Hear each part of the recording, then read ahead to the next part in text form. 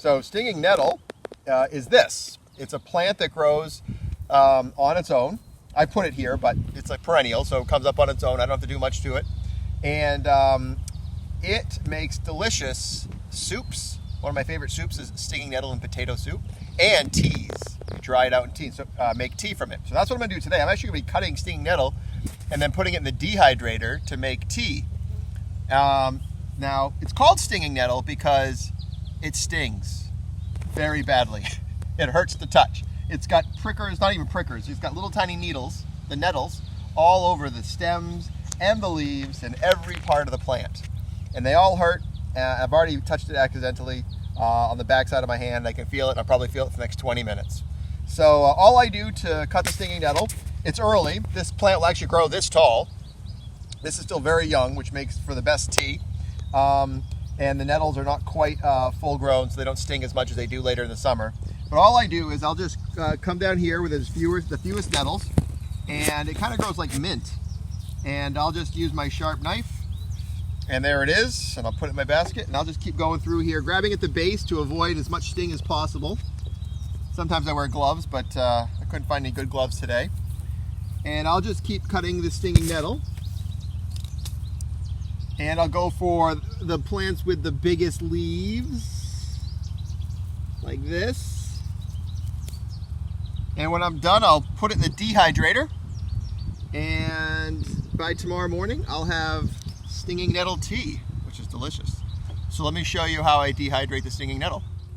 I got my How to Dehydrate Anything book. I've got my tea, stinging nettle. By the way, it's been a couple hours since I was picking nettle, and my hands are still vibrating with pain. This stuff is like bee sting type pain. And my dehydrator. Check this out. Basically, it's just a big box with a fan, and it heats up just a little bit. So I'm going to set it at 95 degrees, as you can see I have. And when I get going here, I'm going to set it for like, I don't know, I'm going to set it for at least 14 hours. And then tomorrow morning I'll check on the herbs. What I'm looking for is that they crisp and crumble to the touch. Now you might be wondering, I was thinking about this, and as I talk I'll start loading these up. You might be wondering, why does Mr. Geronis want to put, you can see there, I'm just going to lay him out like that, right on the stem. Why does Mr. Geronis want to put all that stinging nettle, if it hurts so bad, and believe me, it does, in his body? Doesn't that hurt? How can you possibly eat or drink this stuff? Well, the secret is nettles, the little painful needles. Oh, by the way, I just learned as I was researching about stinging nettle, that nettle is the Anglo-Saxon word for needle. That's why they sound the same. Anglo-Saxons were those people who lived in what would become England back in the Dark Ages, 600s, 700s, 800s. And so this is stinging needles. Nettle, they called it. The nettles totally disintegrate.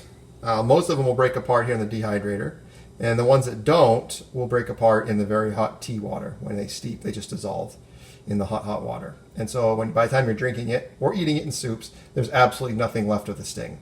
It's just a very fragrant and flavorful. Slide it into the second slot down. You see what's in the second? Can't really see it, but anyway, it's in the second slot down, and that's all the way in, just like that.